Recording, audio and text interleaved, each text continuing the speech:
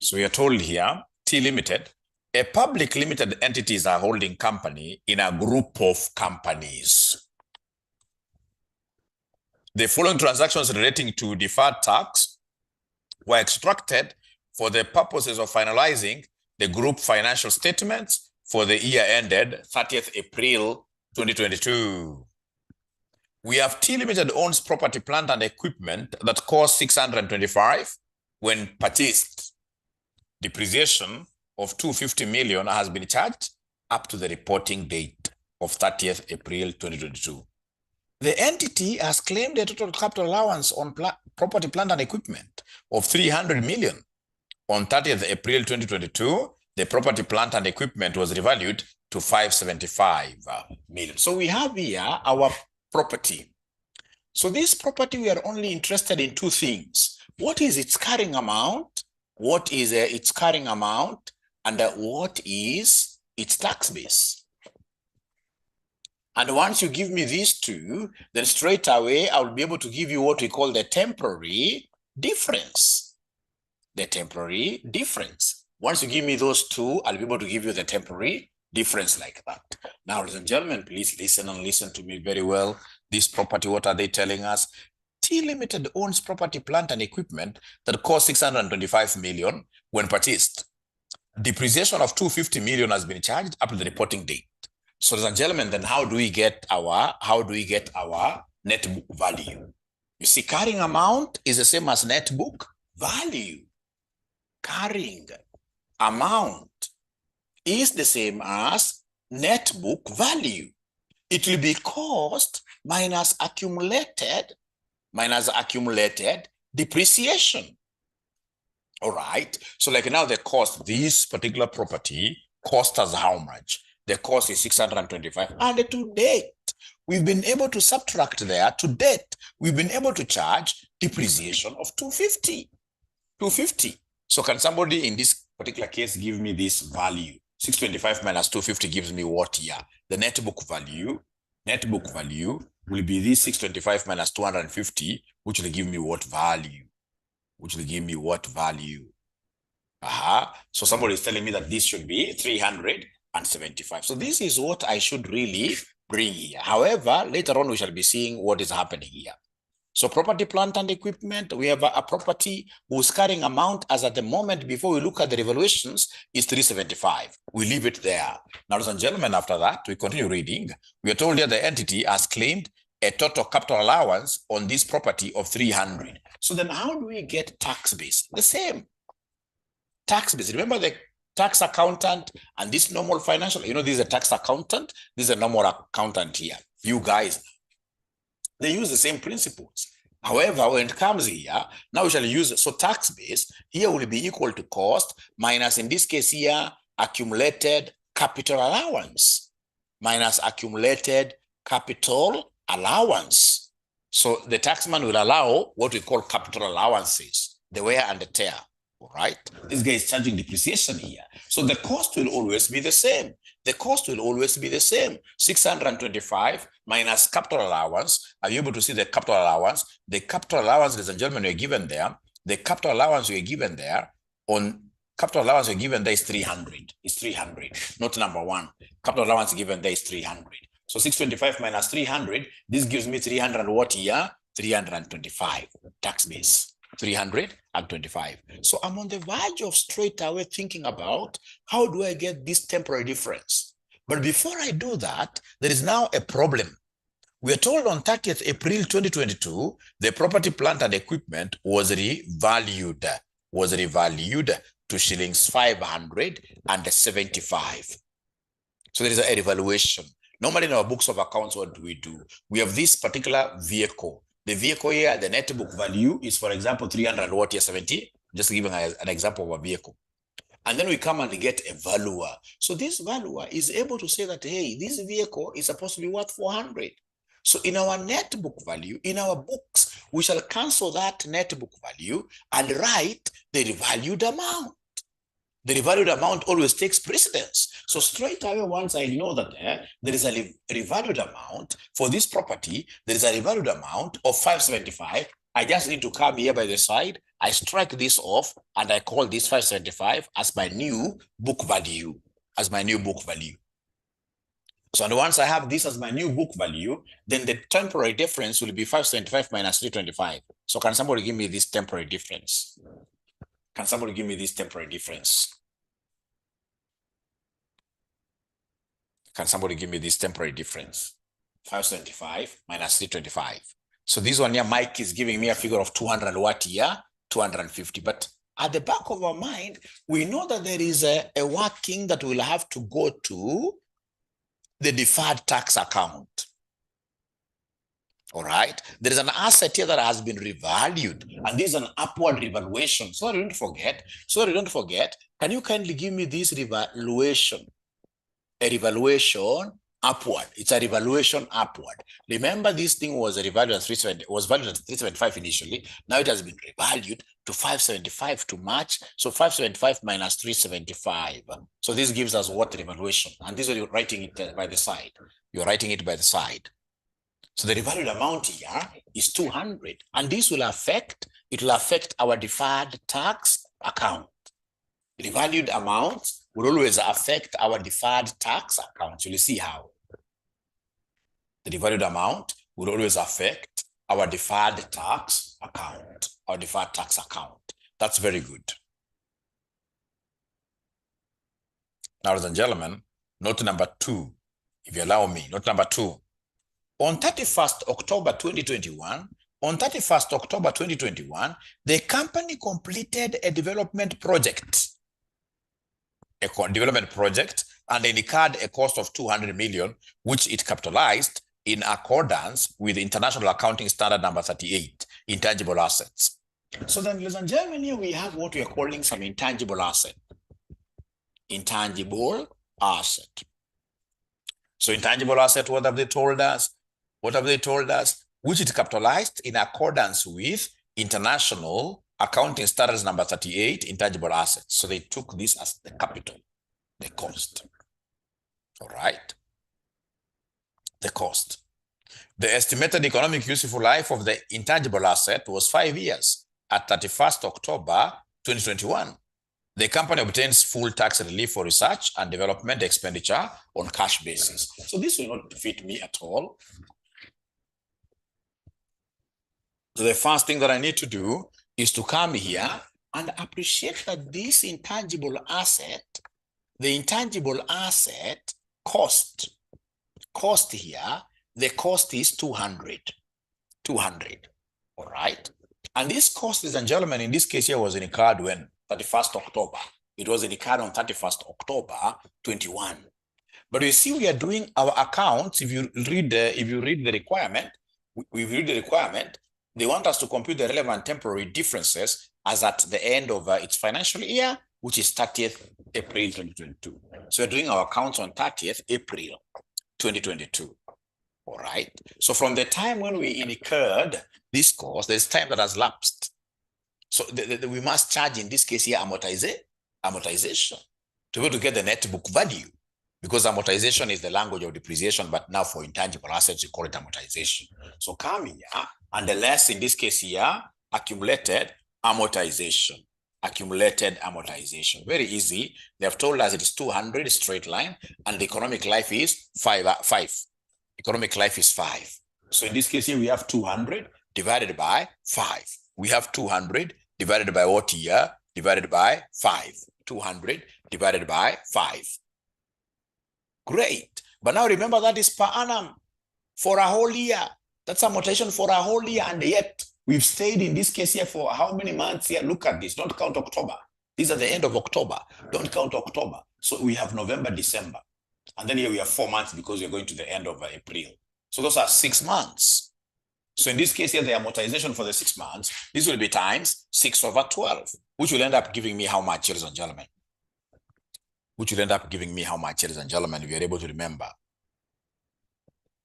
Which will end up giving us how much here? So this gives us 20. So 200 minus 20 gives me 180. So this is what we call our carrying amount of this particular asset. So here we have intangible asset of 180. intangible asset of 180. Intangible asset of 180.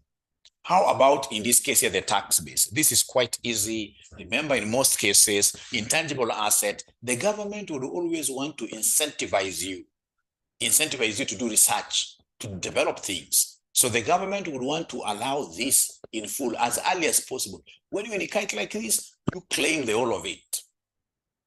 Claim when you put tax on it like that, the whole of it. You claim the whole of it. So gentlemen, remember for the tax base, and I'm explaining this for now the very last time, the tax base should always be equal to cost, less in this case here what is allowed. The allowable capital allowance.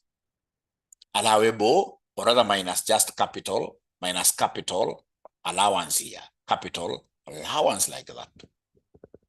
So what have they told us regarding this intangible asset? They've told us the company obtains full tax relief for research and development expense on cash basis. So we incurred a cost of 200. And these guys, because when we incurred this, immediately at the point of incurring this cash basis, the whole of this amount was allowed. So meaning that now moving forward, because we have already claimed this, moving forward, the tax base for this particular asset will be 0. The tax base will be 0. So 180 minus 0 gives me a temporary difference of 180. Because to get temporary difference, don't forget, to get temporary difference, we normally take carrying amount minus the tax base. Anytime they want us to get the temporary difference, this temporary difference, we take carrying amount minus the tax base, All right, so that's number 2. Unless there is a question, you guys allow me to go to number 3. Number 3. During the year to 30th April 2022, T Limited transferred goods worth 1,500 to one of its subsidiaries. So intra-business, inside business. We should not be making profits from ourselves here. 1/3 of the good, T Limited made a gross profit margin of 20% on its sales. 1/3 of the goods remained unsold by the subsidiary at the reporting date. This is very easy. So we have an item called inventory.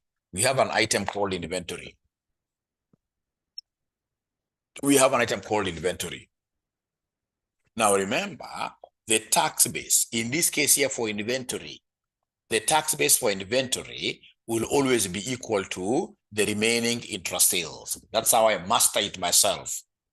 The tax base of this inventory sold in between from group of, or rather a component in the group to another component. So the tax base of inventory will always be equal to the remaining intra-sales. Remaining intra-sales. So remember the total goods that we sold between ourselves here were 1,500. This is the total intra-sale. But by the end of the period, we had already been able to sell some bit of it. What I'm interested in is the amount that remained. And we are told, ladies and gentlemen, here, that 1/3 of the goods remained unsold. So 1/3. So times 1/3. So in this case here, the remaining, I hope you have written this in full, the remaining intra-sales will be 500. Is that correct? Is this correct? The remaining intra-sales will be 500, yes. Somebody has confirmed there. So this one, I'm not going to do any alterations. So in this case, the tax base there will be 500. Inventory, whenever there is an intra-group thing, inventory, the tax base will always be equal to the remaining intra-sales. There's no debate about that. But now the accountant here will always have a few issues. The accountant now appreciates the concept of what here, the accountant here, carrying amount. The accountant must consider, the accountant here, in this case here, consider UPS. UPS is unrealized profits on stock. So consider UPS. UPS is unrealized profit on stock. Unrealized profit on stock. That's how you take a small note there. So for carrying amounts, always consider the UPS. And how do we calculate then this UPS? How do we calculate this UPS? To get UPS, we normally take profit margin times remaining intra-sales.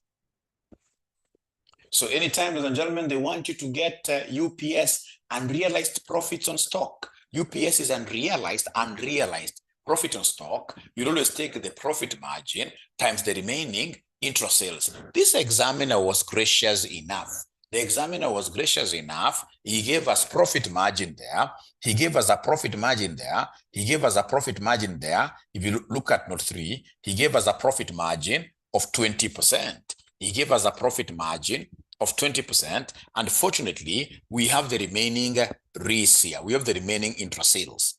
The remaining intra-sales is 500. So what is 20% times 500? What is 20% times 500, guys? What is 20% times 500? So it is 100. It is 100. So we know that this is fake value. Fake value. Fake value. Remember, according to IAS 2, there is no way you can ever have profit within stock. According to IAS 2, we should always have inventory valued at the lower of cost or net realizable value. Let us talk of cost. You value inventory at cost. How much does it cost you? Never have profit inside there. So remember, one of these companies in the group are sold to the other. So we have in this case here, this other company that bought, it has goods in stock, and those goods have some profit inside there. So we need to deduct. So whenever it comes to the carrying amount now for this inventory, carrying amount for the inventory, you take the risk given minus now the UPS, because UPS is fake value in stocks, So you take the remaining intra-sales. The remaining intra-sales is 500 minus UPS, which is 100. So 500 minus 100, ladies and gentlemen, that gives me inventory carrying amount of 400. That gives me inventory carrying amount of 400. And then 400 now carrying amount minus tax base. This gives me 100 bob like that. This gives me 100 bob like that. So in inventory, we have very, very important carrying amount in inventory. Remember, the taxman will not allow those things of telling him that you have moved goods from here to another company, that now you would want, in this case, some tax waivers. The taxman is aware of creative accounting. Everybody start telling that, you know what, this sale that we made this sale to one of the subsidiaries. And then you start running away from tax. So the taxman, him, is not interested with any profit, which is what here, any profit in this case here, which is what, which is unrealized. If you charge it, he'll tell you add back. He's not interested with that. All right. He's not interested with that at all. So taxman, his tax base will automatically be the remaining intra-sales. How much is remaining? 500. That's it. But the accountant down there, he has been given a whole standard, which talks about what here? Which talks about 100. Which talks about, in this case here, some UPS. I think there is a question. Sorry. I think there is a question here. Let's first of all address comments here. Please feel free always to ask questions. Feel free always to ask questions. What is negative here? Is it negative? Is it negative? What is negative? 400 is negative. Why negative? Mwikali. Jane is also saying 100. 500 minus 100. Yeah, I should repeat on inventory. Okay. But why are they saying negative? Or 400 minus 500. Yes. Thank you very much. 400 minus 500. Yes. The temporary difference. Yes. 400 minus 500. Yes. Thank you very much. This gives us minus 100. Thank you very much. This gives us minus 100. So allow Mwalimu then to repeat here this inventory. So we look at inventory, two things. We have inventory. So we look at this from the taxman first. The taxman, the tax base how do we get the tax base? To get the tax base, ladies and gentlemen, we shall always look at the remaining intra-sales. So remaining intra-sales. Remaining intra-sales. Very easy. So here we sold goods worth how much between ourselves? 1,500. And by the end of the year, the fraction.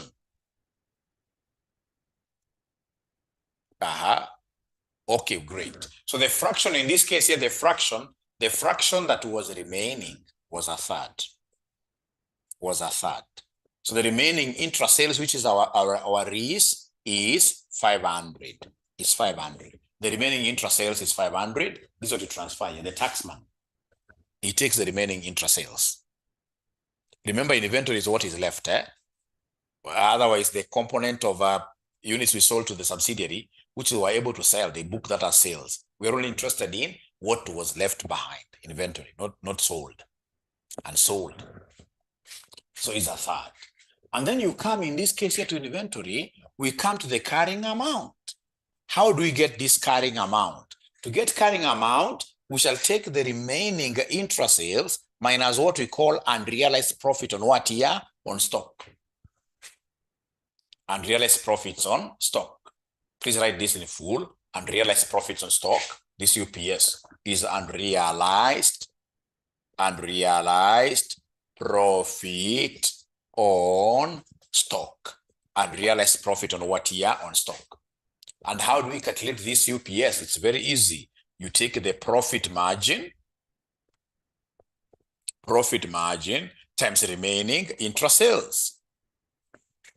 Times remaining intra-sales. So profit margin has been provided this question. The profit margin, we are told there in note 3, that profit margin is 20%. The profit margin is 20%. So profit margin is 20% and remaining intra-sales is 500. So 20% of 500, this is how we were able to pick that 100 bob. And then our REIS here is 500 minus, in this case here, 100. So 500 minus 100, that's how we were able to get 400, Mike, like that. That's how we were able to get that 400. I hope, Mike, now this makes some sense and you'll be able to follow it up. Okay. However, your examiner will always tempt you. Instead of him giving you profit margin, I've always seen this, he rarely gives profit margin. What he will do, this ninja, he will come here and tell you that profit markup is 20, profit markup is 20%. So when they tell you that the profit markup is 20%, and I know that to get UPS, I need profit margin, what shall I do? If my profit markup is 20%. If my profit markup is 20%. Profit margin, what do I do? Thank you very much, Paul. Paul ameniambia kitu mzuri sana. If this is A and this is B, to get profit markup, or rather to get profit margin, you will simply take here A over A plus B, like that. A plus B. Thank you so much. So in this case here, margin, hapa base yake ni kubwa. Base yake ni kubwa. So in this case, ladies and gentlemen, A is in 20, tabaki 20 over A, which is 20 plus B, which is 100, which gives me 20 over 100 and what here? 20, which gives me 1 over 6 if you wish. You don't have to cancel, but if you wish, cancel, which gives me 1 over 6. Aya, nisikizeni hapa kidogo, sijui kama hapa ni sawa, naweza vuta sasa hii, naweza vuta hii sasa. I wish you would take this somewhere there as a note. Very important note. Because what will happen, ladies and gentlemen, is this. You will get a situation where, you know, we are saying here that our UPS, or rather, our UPS, yes, our UPS is profit margin, not profit markup times risk. But now you go to a question where you get somebody tells you that profit, instead of giving you profit margin, he gives you profit markup. He tells you profit markup is 1/7. Is 1/7. So you know if it's 1/7, then at the end of the day, you will have to come here and give us profit margin. Iko mwingine alikuwa akiniambia tunajua mwalimu ati profit margin ati iko na makalio kubwa. Makalio, yani hii ndio denominator hii. So unaongeza, ukisikia margin from markup, unaongeza hii. Kwa hivyo sasa itakuja ikuwe 1/7 plus 1. To get margin, you always increase the denominator with the numerator like that, which then gives us 1/what here? 1/8. 1/8. So if, for example, they gave us another small exercise here, they told us that markup, they told us here that markup is 2/9. 2/9. 2/9. Can somebody go ahead and give me the margin? If they gave me markup as 2/9, so margin will be 2/11 years. It can't be 2/10 because you see it's A, B. Here down here we have A plus B, so this A. So I don't know whether it's everybody who is able to see what Mike is giving me. It's only Mike who has responded. So margin, are they able to see this? Because you see this is A, this is A, and this is B. And our formula for margin, itakuwa ni A/A plus B like that. So itakuwa A itabaki vile 2 over this A plus now this B of 9 like that, which gives me 2/what here? 2/11, which gives me 2/11. Please don't get confused with this. This is very popular in your exams. This is very popular in your exams. And then Deborah is asking, why did you divide up there this intangible asset value with 5? You know, amortization is the same as depreciation. Only that now amortization is for intangible assets, and then depreciation is for these other ones that are tangible, the ones that you can touch, so that you can see. So, and how do we get this amortization? Just like depreciation, straight line.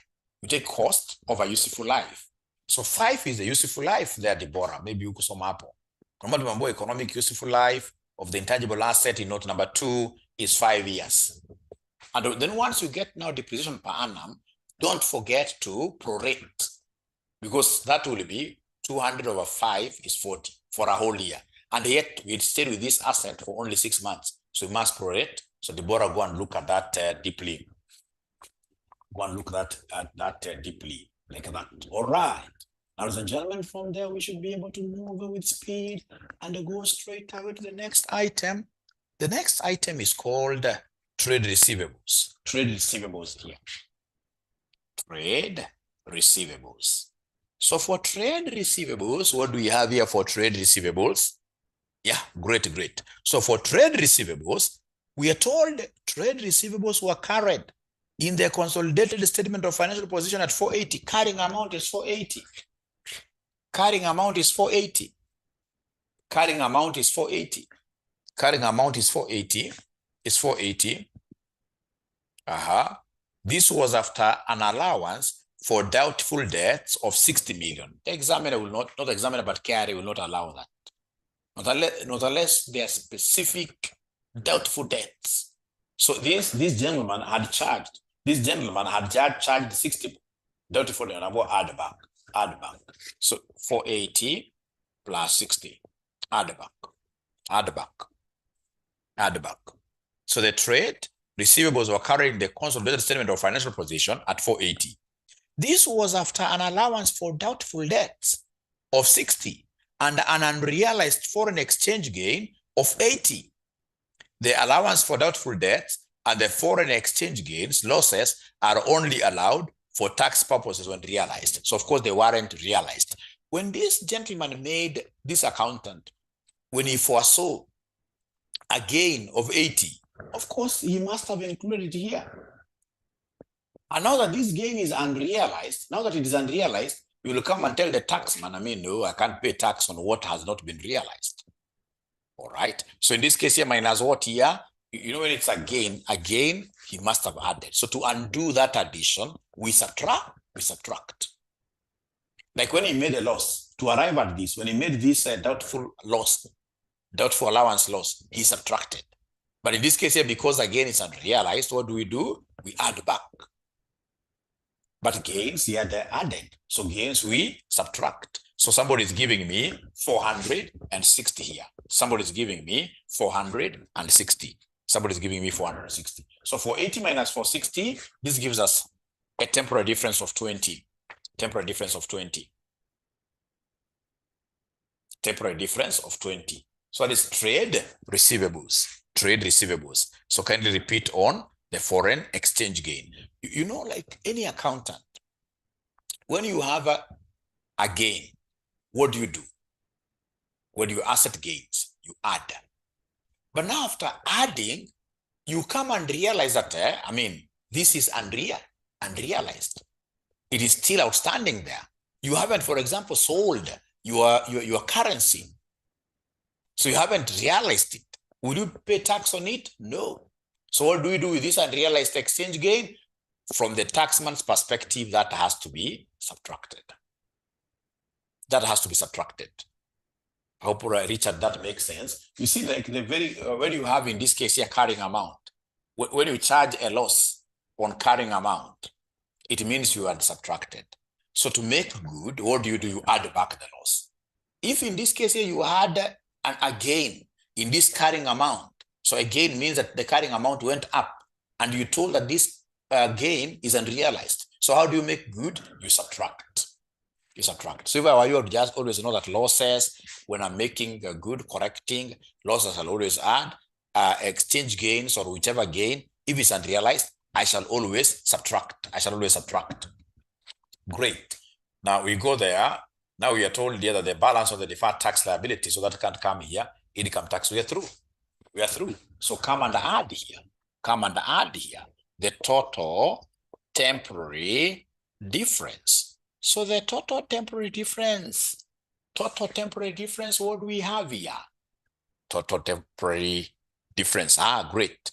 Total temporary difference gives us what figure? Somebody here. 350. Total temporary difference will always give birth to what we call deferred tax. So come here and give us the deferred tax. Come here and give us the deferred tax, 30% times 350, which will end up giving us what figure? 30% times 350, which will end up giving us what figure? It's 105, isn't it? It's 105. And remember, this is an liability. Because I told you, whenever the temporary difference is positive, that's like a profit. So you'll have to share this with the taxman. But now in the future, you'll have to share this with the taxman in the future. So these are deferred tax liability. Deferred tax liability. If it was negative, I would have called it a deferred tax what year? Asset. Now, ladies and gentlemen, from there come here and do Roman 2. Roman 2, they want us to do the account. If you look at Roman 2 of this question, they want us to do a deferred tax account, a DTA, deferred tax account.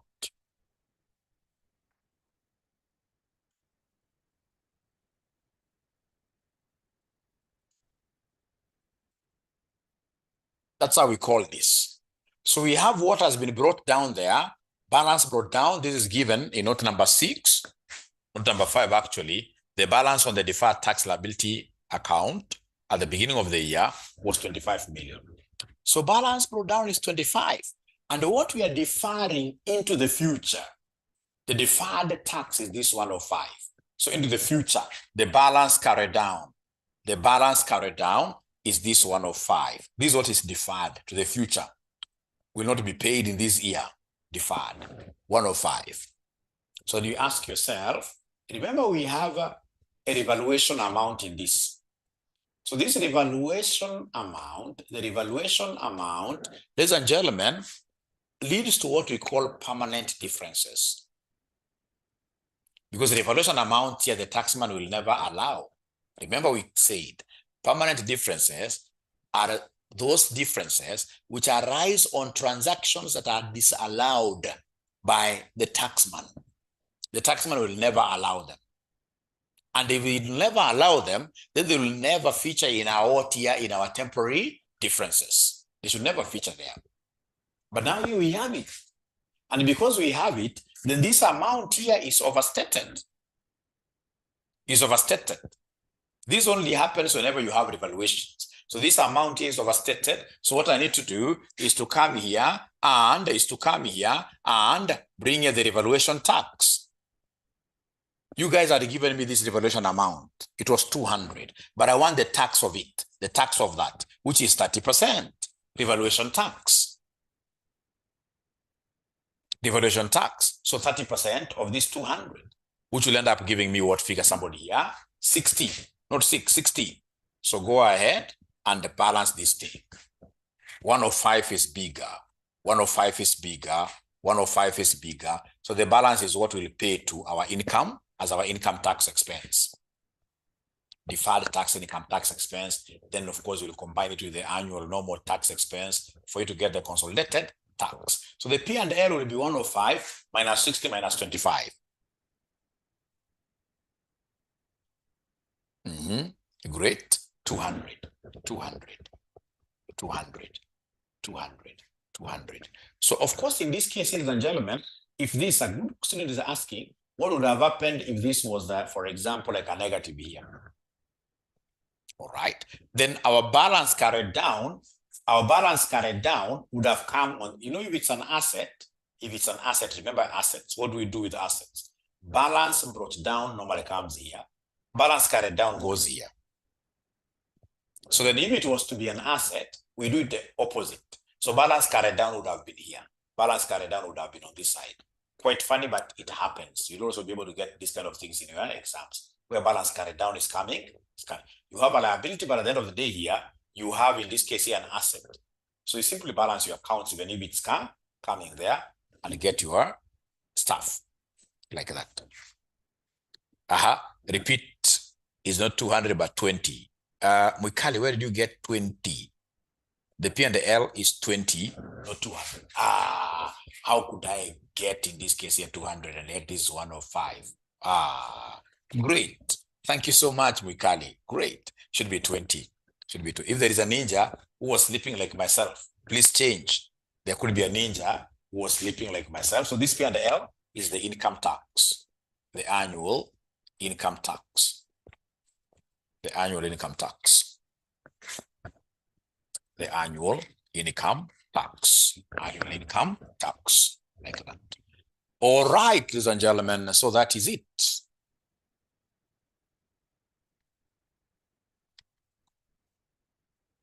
So there is one assignment that each student is doing. Are you able to remind these other students the assignment? This time around, we are doing, all of us must do assignments, or we come up with a way of what if it was taken as an asset? Are you talking about this 105 if it was negative? The 350, if 350 was taken, if 350 was an asset?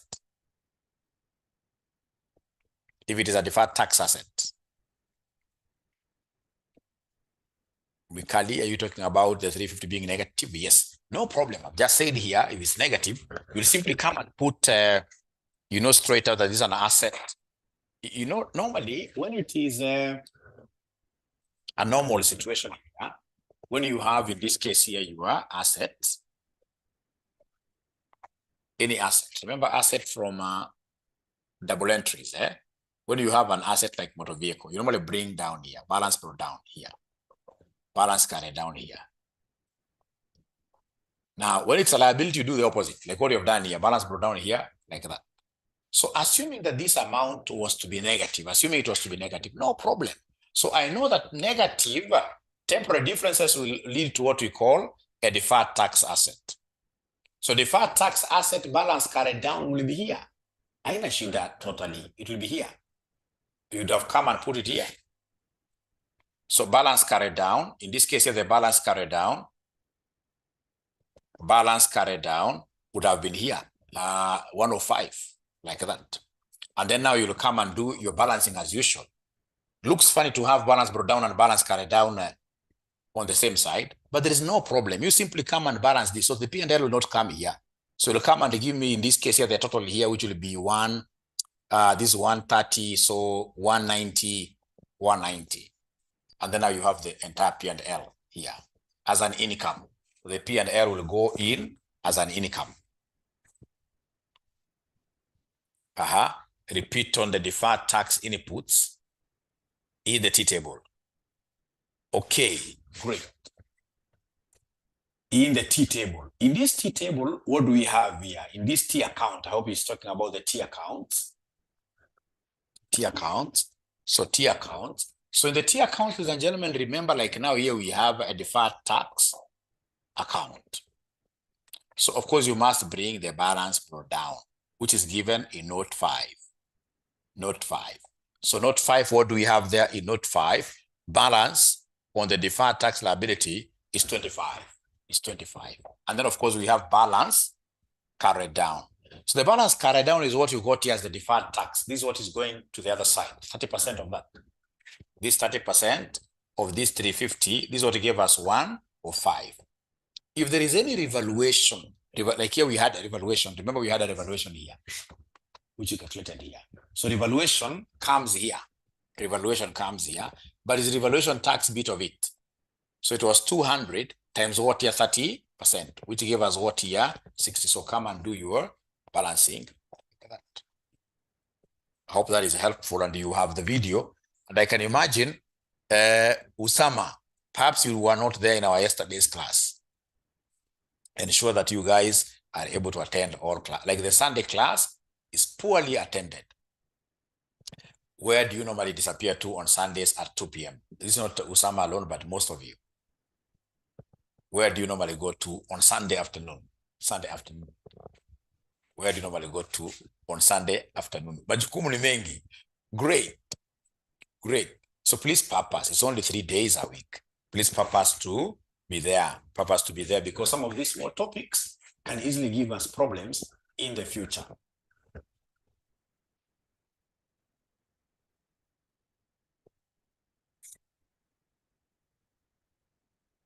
Once you do, you watch like we have done, I think 3 questions here, plus now your assignment question, you will be sorted out big time. You'll be sorted out. Yeah, we have a class from 2 to 4 p.m. You're not supposed to miss that class. What I normally advise my students, if it's church, ensure that you go the early morning church. Attend the early morning church. Not unless. Oh, then there is a confusion there. No, mother, we have 3 classes, remember. 3 classes, Monday morning, Tuesday morning, and then we have Sunday morning, a Sunday afternoon, 2 to 4. Not unless you guys would want us to make a change and bring that class early morning. Early morning. But we prefer also having this 2 to 4 because once the syllabus, of course, there will reach a time when the syllabus will be a bit hot, we can always change. Doreen is saying yes. Early morning we have AFM. So like which early morning day would you want us to have? Wednesday? Wednesday? Wednesday is AFM. Wow, okay. We shall overcome. We shall overcome. So mother, remember, it is Monday morning, Tuesday morning, Sunday, 2 to 4. Sunday, 2 to 4. Hesbon, Thursday. Is Thursday okay? Is Thursday okay? It seems in this case here, there must be pastors here. Thursday, we have AFM. How about Friday? I don't think we can change a timetable in between. It will really bring issues. It will bring issues. It will bring issues. To avoid many issues, people will say we paid having looked at the timetable. To avoid those many issues,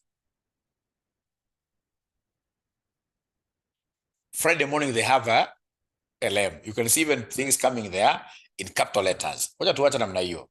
Tuacha namna hiyo. All right. Saturday morning. Hiyo kuna class ingine, I think LM or something. Kuna class ingine. Italeta shida. Hatuwezi. Italeta shida. Wewe, wacheni hiyo siasa nyinyi. Wacheni hiyo siasa nyinyi. We shall overcome. Wacheni hiyo siasa. Siasa ya timetable ni siasa kali sana. Na mkitaka kuipiga, muipige kwa WhatsApp group, mimi siko through the class rep, mniambie. Mpige sasa kwa WhatsApp or wherever, through the class rep, mniambie. Otherwise, I'm happy to serve you. I'm available. The good thing is that I'm quite free.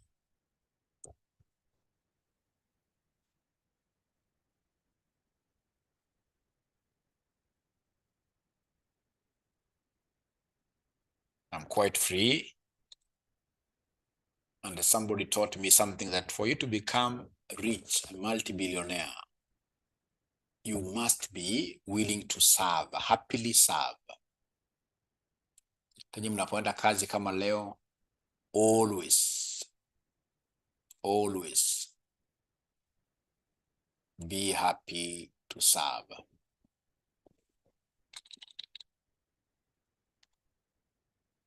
You will go places.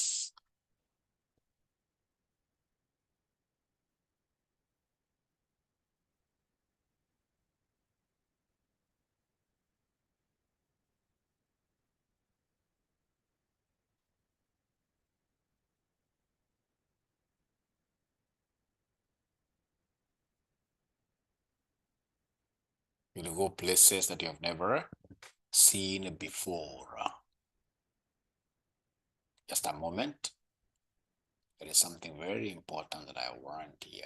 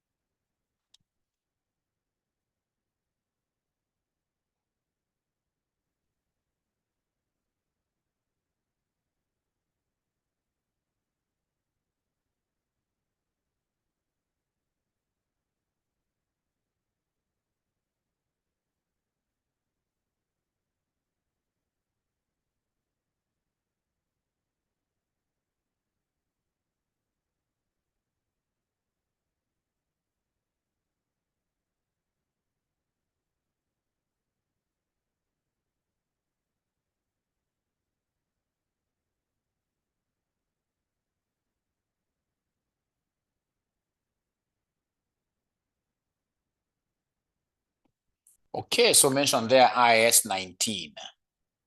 IAS 19. IAS 19. IAS 19. IAS 19. IAS 19. So IAS 19, I will put this link somewhere there. It's a very important link. Doesn't look very organized. I'm not getting one that is very organized, but I like using this for IAS 19. Paste there. I hope somebody will be able to take that link. It can really help you guys. Very good in terms of simplifying IAS 19. So IAS 19 talks about what we call employment benefits. Employment benefits. We are employees. As employees, of course, we expect benefits. We have short-term benefits, our day-to-day benefits, salary, pale na pale. But at the end of the day, we expect long-term benefits in form of what we call pension. Pension. Now, ladies and gentlemen, I would want to take this opportunity here to introduce what we call defined benefit schemes. Defined benefit schemes. When your pension is defined, what happens? And I want to imagine that you guys have written there that this is what we call IAS 19, employee benefits. Employee benefits. Now, ladies and gentlemen, we are told here, there is a small introduction that I would want to run away from. Defined benefit scheme is a post-employment benefit, that creates a constructive obligation to the enterprise's employees. The statement of financial position shows the pension fund as it stands at the year end in terms of the present value of the obligation less fair value of assets. Doesn't it make sense? No problem. So we are saying something very important. Ladies and gentlemen, listen and listen to me very well. Whenever we talk of a defined benefit scheme, this will become your best, and it's very common in your exams. You see, we have what we call defined contribution schemes. Defined contribution schemes. Defined contribution schemes, and then we have defined benefit schemes. Defined benefit schemes. Now, most employers today, what they will do, they will remit to the pension scheme, private pension scheme. They will give you like 6% of your salary. If you're getting 100,000, I know most of you right now, this is where you are, but you'll overcome. I know most of you bado mko iko mwenye hapa amekuwa finance manager. Iko amekuwa finance manager hapa, senior accountant, ama bado mko accountant. Most of you I saw from this retreat that we had on Saturday. Most of you are still very young. Most of you are still very, very young. Very, very young. Young with a bright future, of course. Young with a bright future, of course. Young with a bright future, of course. All right. So I'm assuming this could be your range here, like 100,000. So in this case here, employer, on your behalf, on your gross, so the employer remits 6,000 to some registered pension scheme. And then the employee, if you are good, you match. Always employee should match. So 6,000. So then every month, the guys here will be remitting 12,000 as your contribution to the scheme, to the pension scheme every month, 12,000. They could be taking this to Britam, ICA Lions, depending on your employer. You know, your employer will have a scheme for these employees. Now, ladies and gentlemen, please listen. So you're making contributions. That scheme is not governed by your company. That's a private entity. These guys will take this money and invest. When they're investing, of course, you know, there is what we call pata potea. Hii pesa sio lazima irudi, inaweza pata losses. When these employees are retiring, they may not even have anything. It has happened before. Right? Of course, the companies that we have currently, insurance companies that are using this model, they try their best to invest. And we've never had a situation where they are making really huge losses to the extent that the employee goes home with nothing. But if there is a possibility, it's a risk. They're risking. If that particular company, even if it's being governed by government, if it goes under, the employee for sure will get something very, very small. So that's what we call a defined contribution. You as the employer, your obligation is to make just contributions. What will happen to this employee upon retirement? Upon retirement, these employees will not come to you as to the company. Upon retirement, of kuzana na NSSF, of kuzana na private pension schemes, my role was to basically make the contributions. So that's what we call defined contributions. But those old companies, very old companies, when they used to be really nice, like railways, they used to have post-employment benefits that were very good. Then they used to do what we call a defined benefit. They would say, for example, when this person retires, we would want him to be known that he was an employee of KQ. So we'd want him to go home with 20 million. We want him to go home with 20 million. All right. So in this case here, they were defining a benefit up front. They were defining a benefit up front. Right now, I think it is only, if I'm not wrong,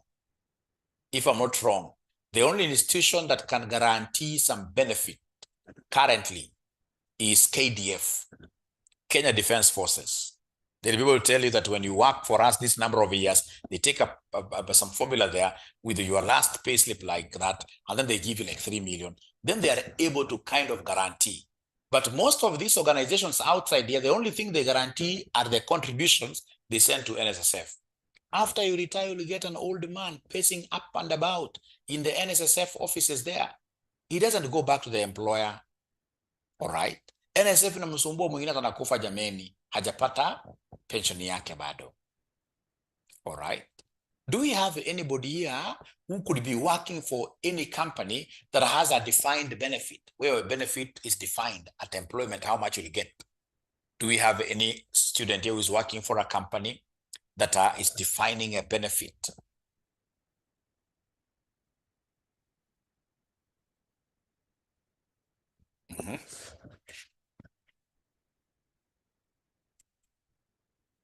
Oh, great, great. You can see now ACK Provident Fund by the company. Like for example, Central Bank of Kenya, they even have their CBK pension towers. So then they are able to guarantee them that if you work for us for say 30 years, you'll be getting this and there will be some income to sustain you. Lab Trust, DB scheme. Great. Great. Then you guys are not very young. I think this early morning, no wonder they don't want classes late in the afternoon. These guys must be doing very well. These guys must be senior employees at their workplace. They must be senior employees at their workplace. Ladies and gentlemen, please, at this juncture, I would want to take this opportunity to remind you that it's important for you to take care of what your life after retirement. Very important. As I teach you this topic, I always tell my students, please, it doesn't matter. Right now, I'm so sure I've never seen you guys. Leah, I've never seen you. 𝗲𝗂𝗀𝗶, I would want to see you very soon. No. Bernard is asking whether this is a new topic. Remember, topic number 1 is about these standards. Topic number 1, we are finishing one standard like that. We shall be able to go to IFRS 13. Topic number 1 is about assets and liabilities, the IFRS specifically. So it's not, you can't call it a new, maybe we call it a subtopic. All right. So whether you like it or not, Daniel and I have never seen you guys, but I'm so sure that if you are in your mid-20s, you guys, as you walk straight, like this, straight. You can even put on your high-heeled shoes, very high-heeled shoes, really, and you walk majestically straight. Trust you me. Once in this case here, you hit like 60, 65, you'll start walking like now this. And that is why, if today you happen to even pass via CBK pension towers near KRA, you will see they have a very good structure there, very good structure, which has a very strong base like this. In this case here, this building, there are twin towers, and these twin towers, they are leaning like this, they are bending. Whether you like it or not, ladies and gentlemen, ensure that you are able to build a good base so that during this life of yours, when you are bending like this, when you can't walk straight, you will have, in this case, something to fall back to. I've always been talking to so many retirees outside here through my consultancies, etc. Retirees wanaumia sana. So in fact, kwanza kama uko private practice, hauna ile formal employment, always be very, you can joke about many things, but don't joke about your pension. Don't joke about your medical. Have a cover. Don't joke about your pension. Have something there. Unakuta mzee alikuwa wapi, amefanya kazi 30 years, akija. I would want you to wonder, also try to look at the inspiration of the architects who drew this structure for CBK pension. You can see these are twin towers. Of course, this is an old man, this is an old lady. You can see now here they are facing the other side. All right. When you start hitting like this, 70 years like that, I mean, mama atashikwa na watoto namna hii, watoto wakifaulu zaidi. I don't know why watoto wakifaulu zaidi, including just gentlemen. Mkifaulu zaidi, ati mna attribute success yenu to mama yenu. Mnawacha mzee. Kama nilikuwa nikiongea na wazee wa not CBK but Stanchart through these talks, they normally give us some work there. Wazee wengi wanaumia. Mama alibebwa akaenda US. At that time, yeye ndo mzee akona ka blood pressure, akona nini, anataka achungwe. Hakuna mtu wa kumchunga. Watu wakitaka kupatia ule mzee pesa, wanapatia mama pesa, mama mgawi. Hawa mama wanagawia kweli wazee pesa. So, especially all of us, ladies and gentlemen, it doesn't matter whether you are a lady or a man. I'm telling you, there is anything that you should really take care of is your pension. Because the moment you hit here, opportunistic diseases, you want Panadol. Ukienda kuomba kijana Panadol, kijana anakuambia pana, wewe ukufanya so and so. It is so. We should always take care of what here. Oh, Daniel, no. I'm telling you, it is both parents. Never be cheated. Both parents sacrifice a lot. sacrifice a lot. It's only that both parents, what I normally do, if I'm giving my mother this money, I give my father the same amount. I always strive. Babaka kupigia simu hata alikuwa anakunywa pombe tunimjinga, hapana. He played a role. Trust you me. Msiwache wazazi hivyo. Msiache mzee. Wazee wengi wa mama walifaulu zaidi, wazee wengi wamebaki hiki tu hii. Whenever I pass by there, I'm able to see so many things. Unaangalia the other way. So lazima uangalie hiyo pension yako. Hapana, weka mahali ni karibu utakuwa unafikia unachukua. Hapana, pension yako weka mahali utachukua. Yeah, it's both of them. Never be cheated, both of them. And please, the ladies who are around, never. I mean, you'll get a situation where you have done a lot of these things, so najua sana. Utapata saa zingine mama, unaweza kaa na kijana wako ama msichana wako, unaongea mzee vibaya. Unasema mzee hatakuwa anawalipia fees. Hakuwa anafanya so and so. So unasue wa drop and hapana. Ule mzee play role yake. Kama mimi saa hizi vile naamka masaa, wazee wangapi hii ni role, I'm playing a role. Regardless of how bad I could be, I'm playing some role towards, in this case here, the entire family being what you're being. Okay. So wazee wasiwachwe, baraka ya mzee ni ya maana sana. Mjenge, asante sana Paul. Mjenge kitu. Mjenge kitu. There is a place I went, wajabu wakasema, wazee tunajiumiza sana sababu unapata wewe hata kuenda kulipa fees, unapatia mama fees analipa. Mzee ajaenda shule ya mtoto namna hiyo. So ikifika ile time unapata sasa unaambiwa hapa, you may be rich whenever you are old, but you see when you are old you still want companionship ya watoto wako, ya bibi, but we shall overcome. Lakini msiache wazazi. Msiache, mama ni maana, baba ni maana. Now, before I start looking at this, ladies and gentlemen, I would want us to appreciate a few things here. You have a link to this. I would want us to appreciate a few things here. Now, we have what we call, if it's a defined benefit, then defined benefits, we must bring in an actuary. Defined benefits, we must bring in an actuary for what we call actuarial valuations. Otherwise, you will reach that time when these guys are retiring, you'll not be having enough funds to give them. So if you are having, in this case, those companies these guys mentioned, if you look around, they have actuaries full-time, or they hire actuaries to come and do evaluations. They look at, for example, inflation, etc., add this, do this. Actual gains or losses, these occur due to differences between previous estimates and what actually occurred. Normally, the actuaries come at the end of the year, and they'll be able to look at the actual happening versus what was predicted. Past service cost, this is a change in the pension plan resulting in a higher pension obligation for employee service in prior periods. These guys worked for us. It has reached a time, in this case here, these people are being beaten so roughly by inflation. So you have to adjust something for them. They were earning 18,000 per month, like these old teachers. Add them even 3,000. So when you change this pension plan, this is a change in the pension plan resulting in a higher pension obligation for employee service in prior periods. Current service cost. Let me skip this. Current service cost. When these guys are serving us, of course, ladies and gentlemen, we expect in this case here to be making things. We expect to, so increase in pension liability due to the benefits earned by employee service in the period. These guys are serving us today. As they serve us today, if we have a defined benefit, as you shall be seeing, if we have a defined benefit, then at the end of the day, their obligation is growing with us.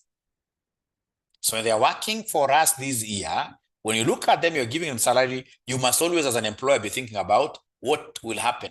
There is, in this case, a ballooning cost here. Now, ladies and gentlemen, if I keep on defining these terms this way, you will not understand them. Normally, what I do questions first, and then we go back to these definitions for them to make sense. And this is the question that I would want us to do. I want us to look at April 2022, question number 3B. April 2022, question number 3B. April 2022, question number 3B. April 2022, question number 3B. April 2022. Question number 3B. Question number 3B. April 2022.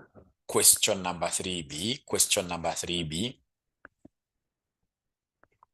Question number 3B.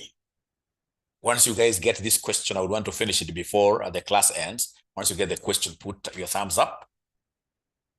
And please, you have to open that ACCA book where it's talking about employee benefits, IS-19. Once I do this question, those definitions will make sense from that book. Lots of sense.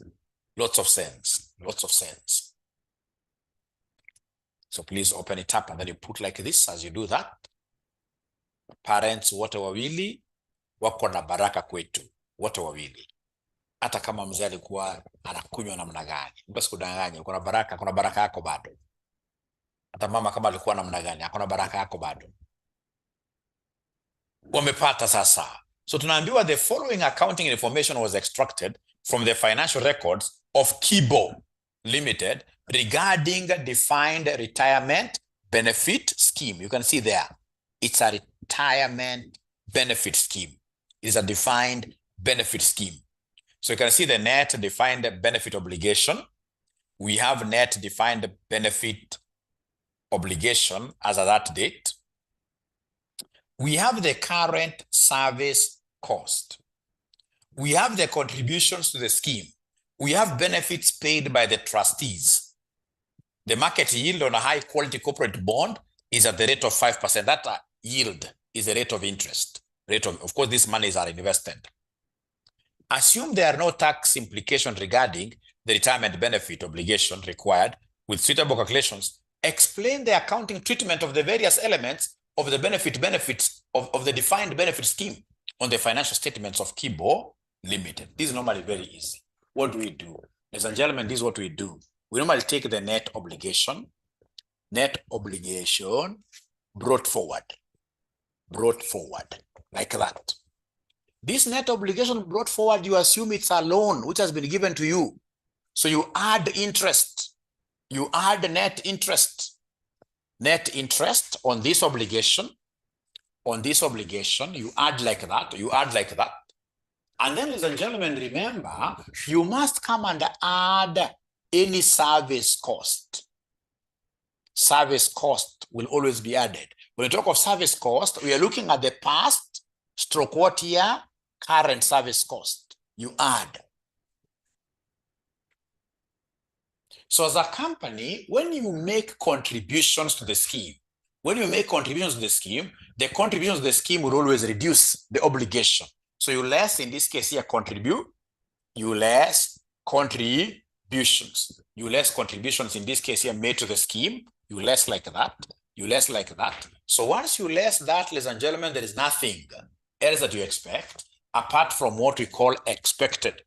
So we have here expected, net obligation, expected, net obligation, carried forward, like that. So it is this that you shall be able to compare. You compare this with the actual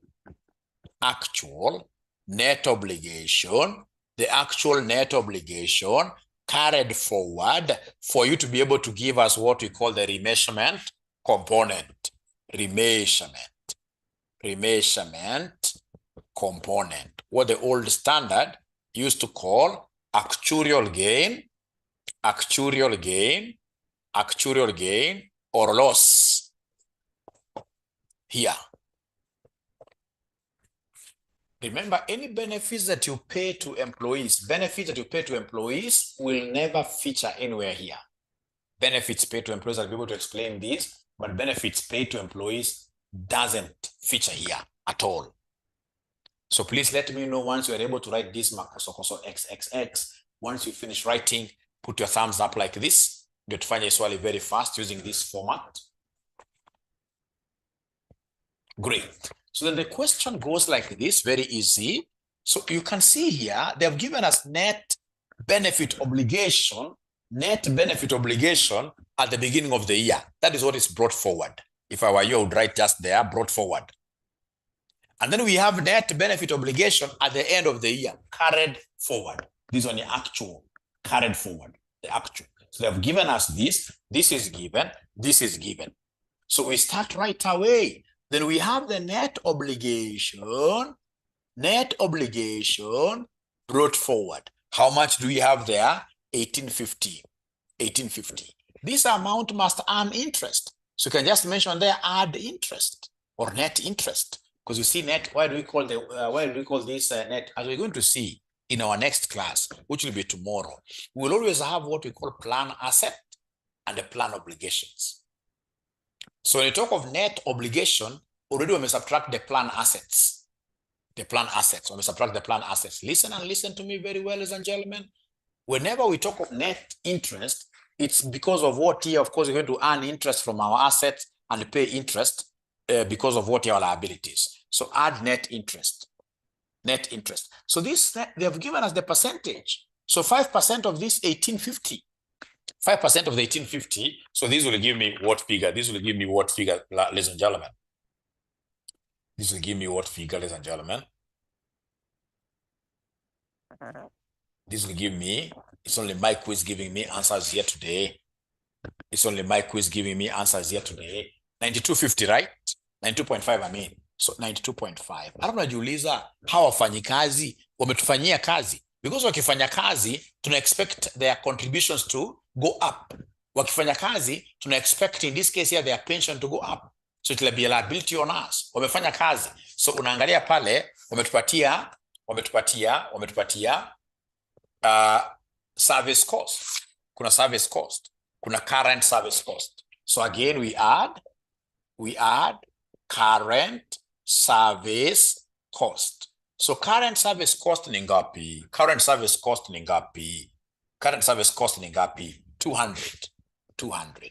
So are there any contributions that we made to this company? So come and less, in this case here, contributions.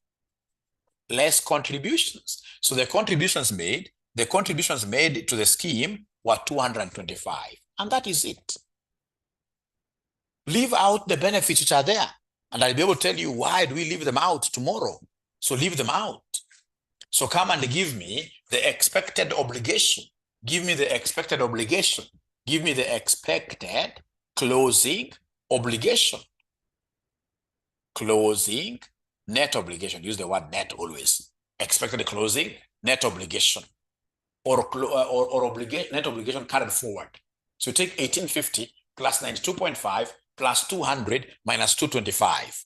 So somebody is giving me 1917.5. 1917.5. Thank you very much. And what is the actual? What is the actual closing net obligation? What is the actual? What is the actual closing net obligation? What is the actual? The actual, the one that we ticked there. We ticked it there. It's given there. At 31st December 2021, it is 2,000. 2,000. So is there any difference? Yes. So we have in this case here an actuarial. By the way, will this be a loss or a gain from what you're able to understand to the farm, to our farm?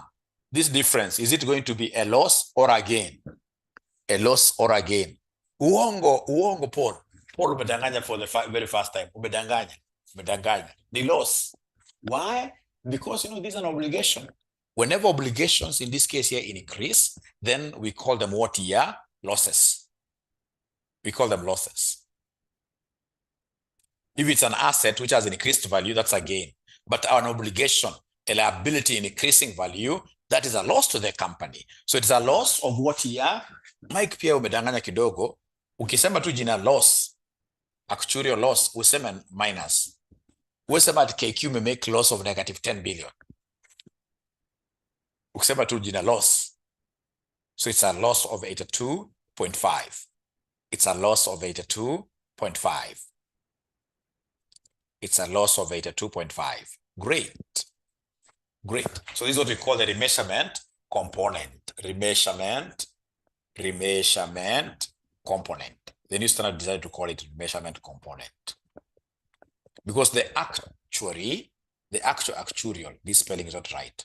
Actuarial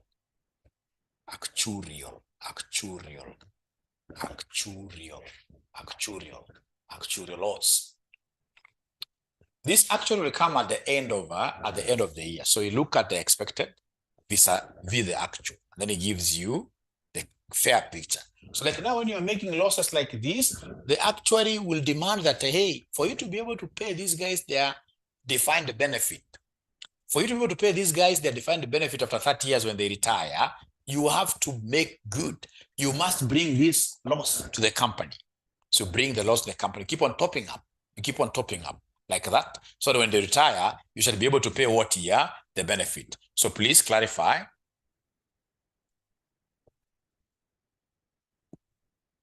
No. Doreen, we are comparing this. Now we are far away from this. We are far away from this. It could have been much lower, but because of these others, it can go up. What we are comparing is this. You see here, this is what we expected. 1917.5 is what we expected. But now we are getting a bigger liability. You're getting a bigger liability. So when the liability increases, you're losing. You're losing. Just like, for example, these guys who had loans, like Kenya itself, it had loans which are dollar denominated. When in this case here, we were losing value, our exchange, our currency was losing value. I mean, the loan became bigger and bigger.